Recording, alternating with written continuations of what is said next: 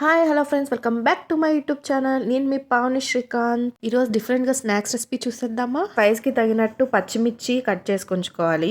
అలానే onions cut చేసి ఇప్పుడు ఒక బౌల్ తీసుకొని ముందుగా కట్ చేసి ఉంచుకున్న ఆనియన్స్ పచ్చిమిర్చి యాడ్ చేసుకోవాలి. అలానే తగినంత సాల్ట్ యాడ్ చేసుకోవాలి. ఇప్పుడు అందులో రాగి పిండి మనకు కావాల్సినంత యాడ్ చేసుకోవాలి. ఇప్పుడు వాటర్ వేసుకుంటూ మిక్స్ చేసుకుంటూ కలుపుకోవాలి. వాటర్ క్వాంటిటీ అనేది ఎక్కువ కాకుండా చూసుకోవాలి.